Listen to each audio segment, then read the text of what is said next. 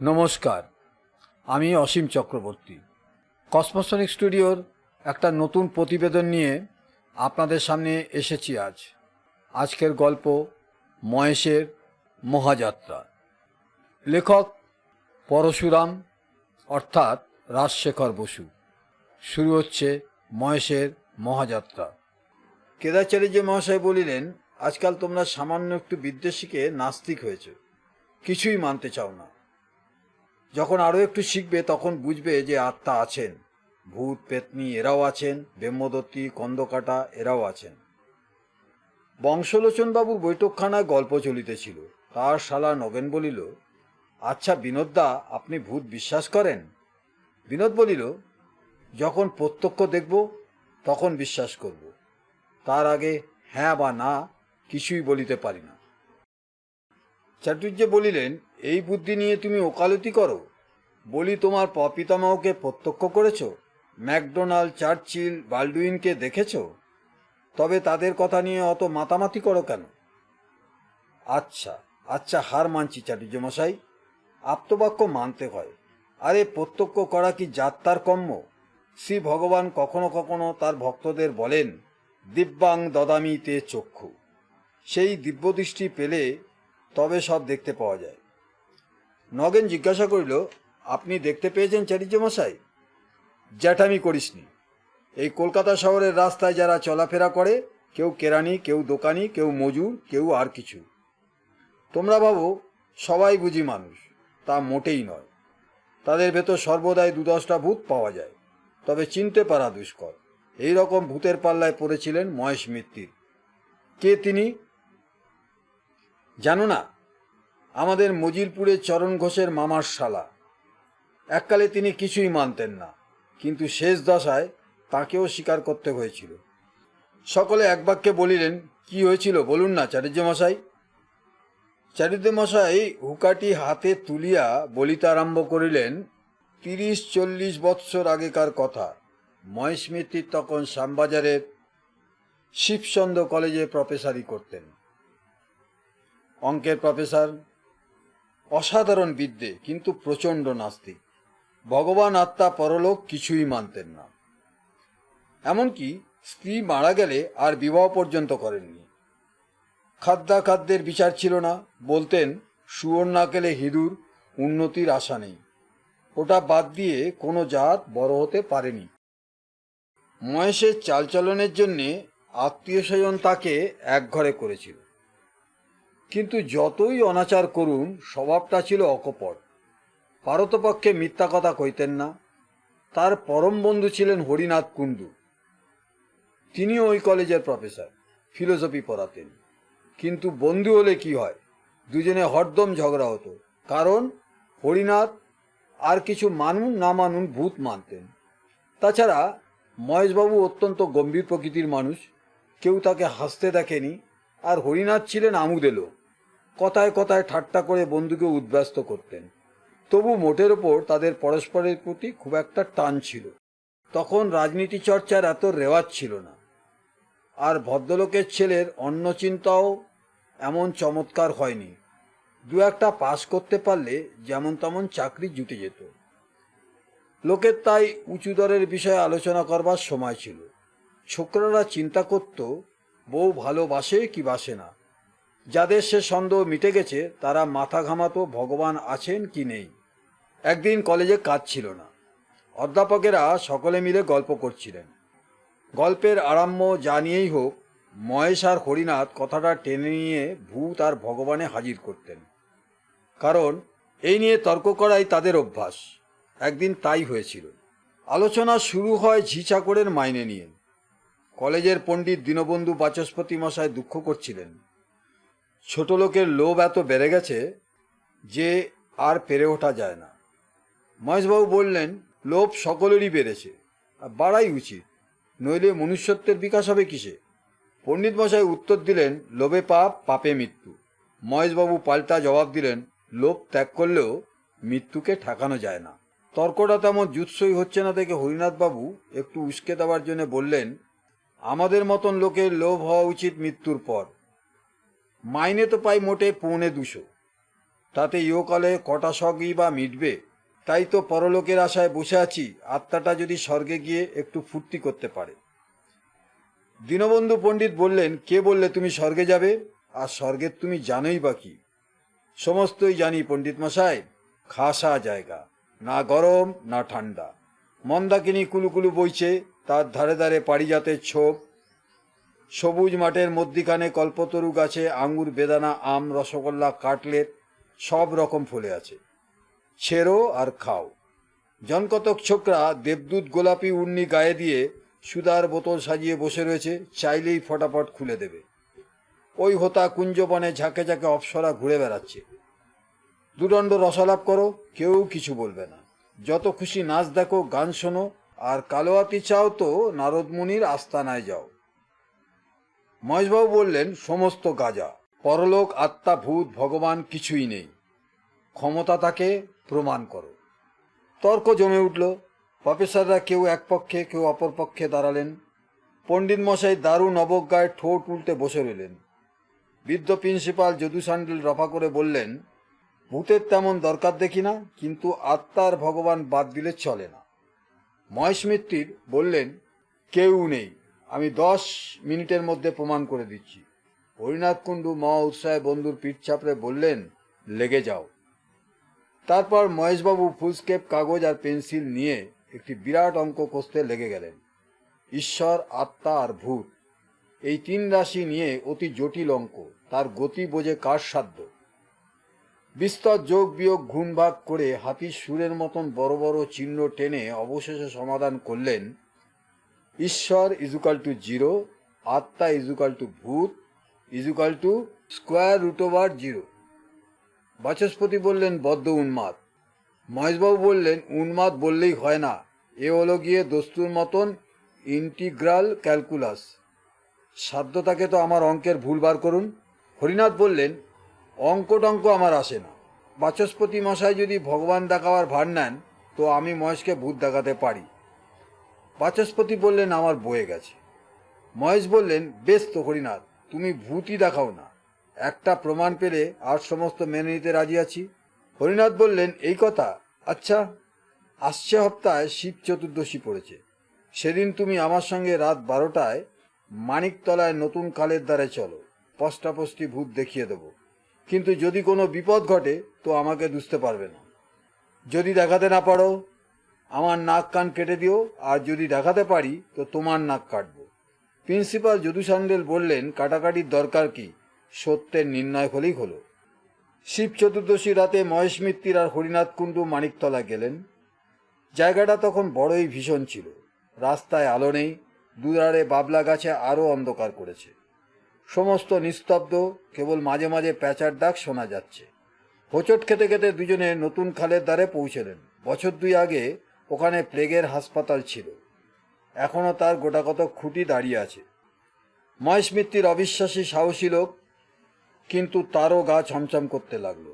হরিনাথ সারা রাস্তা কেবল ভূতের কথাই কয়েছেন। তারা দেখতে কেমন, মেজাজ কেমন, কি খায় কি পড়ে। দেবতারা হচ্ছেন উদার প্রকৃতির দিলদরিয়া, কেউ তাদের না মানলেও বড় একটা কেয়ার করেন না। কিন্তু অপদেবতারা পদবীতে খাটো বলে তাদের আত্মসম্মানবোধ বড়ই উগ্র, না মানলে ঘাট ধরে তাদের প্রাপ্য মর্যাদা আদায় করেন। এইসব কথা। হঠাৎ একটা বিকট আওয়াজ শোনা গেল, যেন কোনো অশরীরী বেড়াল তার পলাতকা প্রণয়নীকে আকুল আহ্বান করছে। একটু পরেই মহেশবাবু রোমাঞ্চিত হয়ে দেখলেন, একটা লম্বা রোগা কুচকিচে কালো মূর্তি দুহাত তুলে সামনে দাঁড়িয়ে আছে। তার পিছনে একটু দূরে ওই রকম আরো দুটো। হরিনাথবাবু থরথর করে কাঁপতে কাঁপতে বললেন, রাম রাম রাম সীতারাম। ও মহেশ, দেখছো কি, তুমিও বলো না। আরে একটু হলেই মহেশবাবু রাম নাম উচ্চারণ করে ফেলতেন, কিন্তু তার কনসেন্স বাধা দিয়ে বললে, হুম, একটু সবুর করো। যদি ঘাড় মটকাবার লক্ষণ দেখো, তখন না হয় রাম নাম করা যাবে। এরা একটা পাকুর গাছের নিচে ছিলেন। হঠাৎ ওপর থেকে খানিকটা কাদা গোলা জল মহেশের মাথায় এসে পড়ল। তখন সামনের সেই কালো মূর্তিটা নাকি সুরে বললে, মহেশবাবু, আপনি নাকি ভূত মানেন না। এ অবস্থায় বুদ্ধিমান ব্যক্তি মাত্রেই বলে থাকেন, আগে হ্যাঁ মানি বই কি। কিন্তু মহেশ মিত্তির বেয়ারা লোক। হঠাৎ তার কেমন একটা খেয়াল হলো, ঘাঁ করে এগিয়ে গিয়ে ভূতের কাঁধ খামচে ধরে জিজ্ঞাসা করলেন, কোন ক্লাস? ভূত থতমত খেয়ে জবাব দিলে, second year sir. Roll number কত? ভূত করুণ নয়নে হরিনাথের দিকে চেয়ে জিজ্ঞাসা করলে, ও বলি স্যার। হরিনাথ মুখে রাম নাম ভিন্ন কথা নেই। পিছনের দুটো ভূত অদৃশ্য হয়ে গেল। পাকুর গাছে যে ছিল সে টুপ করে নেমে এসে পালিয়ে গেল। তখন বেগতিক দেখে সামনের ভূতটি ঝাঁকুনি দিয়ে মহেশের হাত ছাড়িয়ে চোঁচা দৌড় মারলে। মহেশ মিত্র হরিনাথের পিঠে একটা প্রচণ্ড কিল মেরে বললেন, জোচ্চোর। হরিনাথও পাল্টা কিল মেরে বললেন, আহাম্মক। নিজের নিজের পিঠে হাত বুলোতে বুলোতে দুই বন্ধু বাড়িমুখো হলেন। আসল ভূত যারা আশেপাশে লুকিয়েছিল তারা মনে মনে বললে, আজই এ রজনীতে হয়নি সময়। পরদিন কলেজে হুলুস্থুলুদ বেঁধে গেল। সমস্ত ব্যাপার শুনে প্রিন্সিপাল ভয়ঙ্কর রাগ করে বললেন, অত্যন্ত সেমফুল কাণ্ড। দুজন নামজাদা অধ্যাপক একটা তুচ্ছ বিষয় নিয়ে হাতাহাতি। হরিনাথ, তোমার লজ্জা নেই? হরিনাথবাবু ঘাড় চুলকে বললেন, আজ্ঞে স্যার, উদ্দেশ্যটা ভালোই ছিল। মহেশকে রিফর্ম করবার জন্য যদি একটু করেই থাকি তাতে দোষটা কি? হাজার হোক আমার বন্ধু তো। মহেশবাবু গর্জন করে বললেন, কে তোমার বন্ধু? প্রিন্সিপাল বললেন, মহেশ তুমি চুপ করো। উদ্দেশ্য যাই হোক, কলেজের ছেলেদের এর ভেতর জড়ানো একেবারে অমার্জনীয় অপরাধ। হরিনাথ, তুমি বাড়ি যাও, তোমায় সাসপেন্ড করলুম। আর মহেশ, তোমাকেও সাবধান করে দিচ্ছি, আমার কলেজে বুতুরে তর্ক তুলতে পারবে না। মহেশবাবু উত্তর দিলেন, সে প্রতিশ্রুতি দেওয়া শক্ত। সকল রকম কুসংস্কার দূর করাই আমার জীবনের ব্রত, তবে তোমাকেও সাসপেন্ড করলুম। অন্যান্য অধ্যাপকরা চুপ করে সমস্ত শুনছিলেন। তারা প্রিন্সিপালের হুকুম শুনে কোনো প্রতিবাদ করলেন না, কারণ সকলেই জানতেন যে তাদের কর্তার রাগ বেশি দিন থাকে না। মহেশবাবু তার বাসায় ফিরে এলেন। হরিনাথের ওপর প্রচণ্ড রাগ। হতবাগা একটা গভীর তত্ত্বের মীমাংসা করতে চায় জুয়োচুরির দ্বারা, সে আবার ফিলোসফি পড়ায়। এমন অপ্রত্যাশিত আঘাত মহেশ কখনো পাননি। মানুষের মন যখন নিদারুণ ধাক্কা খায় তখন সে তার ভাব ব্যক্ত করবার জন্য উপায় খোঁজে। কেউ কাঁদে, কেউ তর্জন গর্জন করে, কেউ কবিতা লেখে। একটা তুচ্ছ কোচবকের হত্যাকাণ্ড থেকে মহর্ষি বাল্মীকির মনে যে ঘা লেগেছিল তাই প্রকাশ করবার জন্য তিনি হঠাৎ দুছত্র শ্লোক রচনা করে ফেললেন, মা নিষাদ প্রতিষ্ঠাং তম ইত্যাদি। তারপর সাতকাণ্ড রামায়ণ লিখে তার ভাবের বোঝা নামাতে পেরেছিলেন। আমাদের মহেশ মিত্তির চিরকাল নিরস অঙ্কশাস্ত্রের চর্চা করে এসেছেন, কাব্যের কিছুই জানতেন না, কিন্তু আজ তার মনেও সহসা একটা কবিতার অঙ্কুর গজগজ করতে লাগলো। তিনি আর বেগ সামলাতে পারলেন না। কলেজের পোশাক না ছেড়েই বড় একখানা আলজেব্রা খুলে তার প্রথম পাতায় লিখলেন, হরিনাথ কুণ্ডু খাই তার মুন্ডু। কবিতাটি লিখে বারবার ডাইনে বায়ে ঘাড় বেঁকিয়ে দেখে আদিকবি বাল্মীকির মতন ভাবলেন, হ্যাঁ, উত্তম হয়েছে। কিন্তু একটা খটকা বাঁধল। কুণ্ডুর সঙ্গে মুন্ডুর মিল আবহমানকাল থেকে চলে আসছে। এতে মহেশের কৃতিত্ব কোথায়? কালিদাসী হন আর রবীন্দ্রনাথই হন, কুণ্ডুর সঙ্গে মুন্ডু মেলাতেই হবে। এ হলো প্রকৃতির অলঙ্ঘনীয় নিয়ম। মহেশ একটু ভেবে ফেল লিখলেন, কুণ্ডু হরিনাথ মুন্ডু করিপাত। হ্যাঁ, এইবার মৌলিক রচনা বলা যেতে পারে। মহেশের মন একটু শান্ত হলো, কিন্তু কাব্য সরস্বতী যদি একবার কাঁধে ভর করেন তবে সহজে নামতে চান না। মহেশবাবু লিখতে লাগলেন, হরিনাথ ওরে হবি তুই মোড়ে নরকের পোকা, অতিশয় বোকা। নরকই নেই, তার আবার পোকা। মহেশবাবু স্থির করলেন, কাব্যের কুসংস্কার নাম দিয়ে তিনি শীঘ্রই একটা প্রবন্ধ রচনা করবেন। তাতে মাইকেল, রবীন্দ্রনাথ কাকেও রেহাই দেবেন না। তারপর তার কবিতার শেষের 4 লাইন কেটে দিয়ে ফের লিখলেন, ওরে হরিনাথ তোরে করি কাত, পিঠে মারি চর। এই সময় মহেশের চাকরটা এসে বললেন, বাবু চা হবে কি দিয়ে, দুধ তো ছিঁড়ে গেছে। মহেশবাবু অন্যমনস্ক বললেন, সেলাই করে নে। পিঠে মারি চর, মুখে গুজি খড়, জেলে দেশলাই আগুন লাগাই।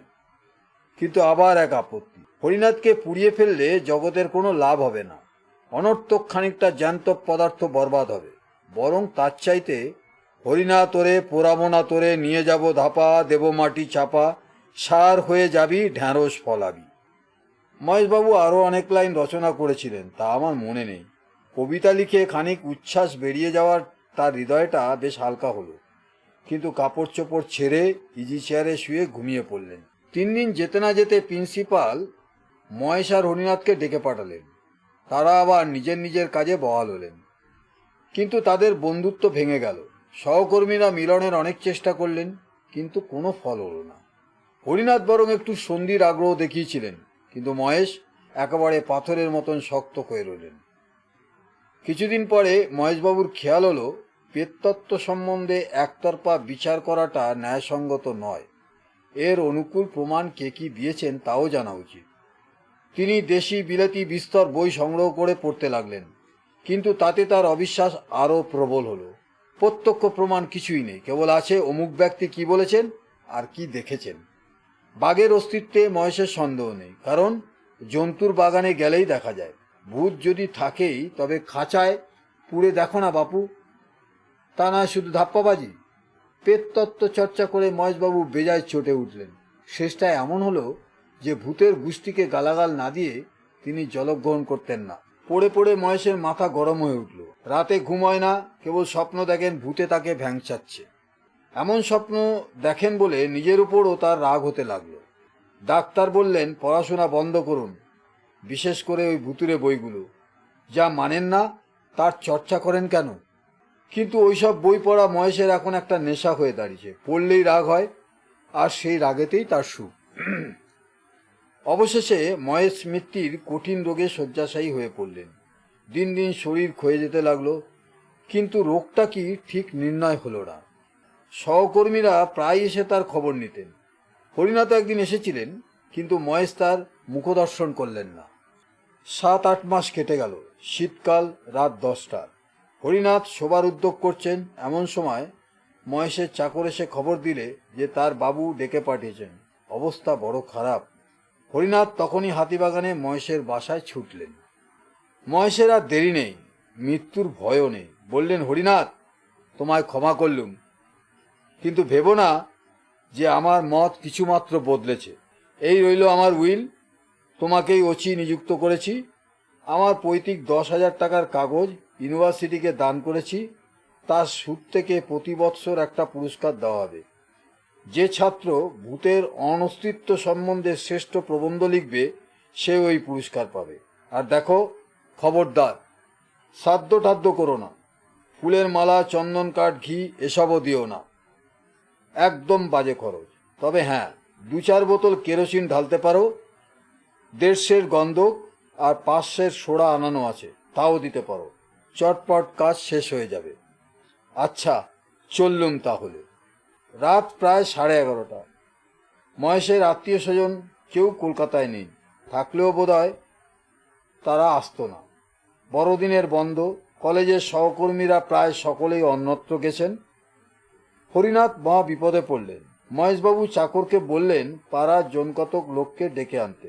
অনেকক্ষণ পরে দুজন মাতব্বর প্রতিবেশী এলেন, ঘরে ঢুকলেন না। দরজার সামনে দাঁড়িয়ে বললেন, চুপ করে বসে আছেন যে বড়, সৎকারের ব্যবস্থা কি করলেন? হরিনাথ বললেন, আমি একলা মানুষ, আপনাদের উপরেই ভরসা। ওই বেলেল্লা হতবাগার লাশ আমরা বইব, ইয়ার্কি পেয়েছেন নাকি? এই কথা বলেই তারা সরে পড়লেন। হরিনাথের তখন মনে পড়ল বড় রাস্তার মোড়ে একটা মাঠ কোটায় সাইনবোর্ড দেখেছেন, বৈতরণী সমিতি। ভদ্র মহোদয়গণের দিবারাত্র সস্তায় সৎকার। চাকরকে বসিয়ে রেখে তখনই সেই সমিতির খোঁজে গেলেন। অনেক চেষ্টায় সমিতি থেকে 3 জন লোক জোগাড় হলো। 15 টাকা পারিশ্রমিক আর শীতের ওষুধ বাবদ 9 শিকে। সমস্ত আয়োজন শেষ হলে হরিনাথ আর তার 3 সঙ্গী খাট কাঁধে নিয়ে রাত 2:30টার সময় নিমতলায় রওনা হলেন। অমাবস্যার রাত্রি, তার ওপর আধার কুয়াশা। হরিনাথের দল কর্নওয়ালি স্ট্রিট দিয়ে চললেন। গ্যাসের আলো মিটমিট করছে, পথে জনমানব নেই। কাঁধের বোঝা কমেই ভারী বোধ হতে লাগলো। হরিনাথ হাঁপিয়ে পড়লেন। বৈতরণী সমিতির সর্দার ত্রিলোচন পাকরাশি বুঝিয়ে দিলেন, এমন হয়েই থাকে, মানুষ মরে গেলে তার ওপর জননী বসুন্ধরার টান বাড়ে।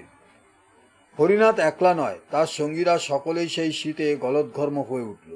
খাট নামিয়ে খানিক জিরিয়ে আবার যাত্রা। কিন্তু মহেশ মিত্রের ভার ক্রমশই বাড়ছে, পা আর এগোয় না। পাকরাশি বললেন, ঢের ঢের বয়েছি মশাই, কিন্তু এমন জগদ্দল মরা কখনো কাঁধে করিনি। দেহটা তো শুকনো, লোয়া খেতেন বুঝি? 15 টাকা হবে না মশাই, আরও 5 টাকা চাই। হরিনাথ তাতেই রাজি, কিন্তু সকলে এমন কাবু হয়ে পড়ছে যে দুপাক গিয়ে আবার খাট নামাতে হলো। হরিনাথ ফুটপাতে এলিয়ে পড়লেন। বৈতরণী 3 জন হাঁপাতে হাঁপাতে তামাক টানতে লাগলো। ওঠবার উপক্রম করছেন, এমন সময় হরিনাথের নজরে পড়ল কুয়াশার ভেতর দিয়ে একটা আবছায়া তাদের দিকে এগিয়ে আসছে। কাছে এলে দেখলেন কালো র্যাপার মুড়ি দেওয়া একটা লোক। লোকটি বলল, আপনারা হাঁপিয়ে পড়েছেন দেখছি, বলেন তো আমি কাঁদ দিই। হরিনাথ ভদ্রতার খাতিরে 2-1বার আপত্তি জানালেন, কিন্তু শেষটায় রাজি হলেন। লোকটি কোন জাত তা আর জিজ্ঞাসা করলেন না, কারণ মহেশ মিত্তির অভিশয় চিরকাল সমদর্শী। এখন তো কথাই নেই। তাছাড়া যে লোক উপযাচকে শ্মশানযাত্রার সঙ্গী হয় সে তো বান্ধব বটেই।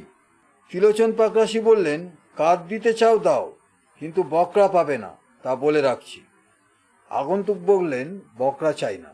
এবার হরিনাথকে কাঁদ দিতে হলো না, তার জায়গায় নতুন লোকটি দাঁড়ালো। আগের চেয়ে যাত্রা একটু দ্রুত হলো, কিন্তু কিছুক্ষণ পরে আবার পা চলে না। ফের খাট নামিয়ে বিশ্রাম। পাকরাশি বললেন, 20 টাকার কাজ নয় বাবু, এ হলো মোষের গাড়ির বোঝা, আরও 5 টাকা চাই।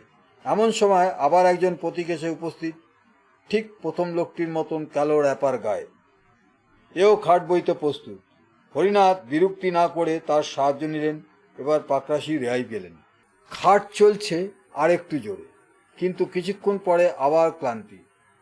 মহেশের ভার অসহ্য হয়ে উঠছে, তার দেহে কিছু ঢোকেনি তো। খাট নামিয়ে আবার সবাই দম নিতে লাগলো। কে বলে শহুরে লোক স্বার্থপর? আবার একজন সহায় এসে হাজির, সে কালো র্যাপার গায়ে। হরিনাথের ভাববার অবসর নেই, বললেন, চলো চলো। আবার যাত্রা, আরো একটু জোরে। তারপর ফের খাট নামাতে হলো। এই যে চতুর্থ বাহক এসে হাজির, সেই কালো র্যাপার। এরা কি মহেশকে বইবার জন্য এই 3 প্রহর রাতে পথে বেরিয়েছে?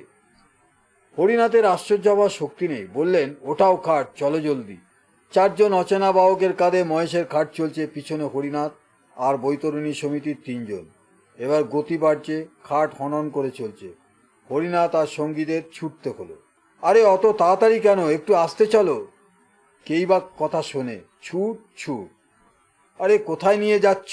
থামো থামো, বিডন স্ট্রিট ছাড়িয়ে গেল যে। লোকগুলো কি শুনতে পায় না? পাকরাশি, থামাও না ওদের। কোথায় পাকরাশি? তিনি বিচক্ষণ লোক, ব্যাপারটা বুঝে টাকার মায়া ত্যাগ করে সদলে পালিয়েছেন। মহেশের খাট তখন তীর বেগে ছুটছে। হরিনাথ পাগলের মতন পিছু পিছু দৌড়চ্ছেন। কর্নওয়ালি স্ট্রিট, গোলদিঘি, বউবাজারের মোড় সব পার হয়ে গেল। কুয়াশা ভেদ করে সামনের সমস্ত পথ ফুটে উঠেছে। এ পথের কি শেষ নেই? রাস্তা কি উপরে উঠছে না নিচে নেমেছে?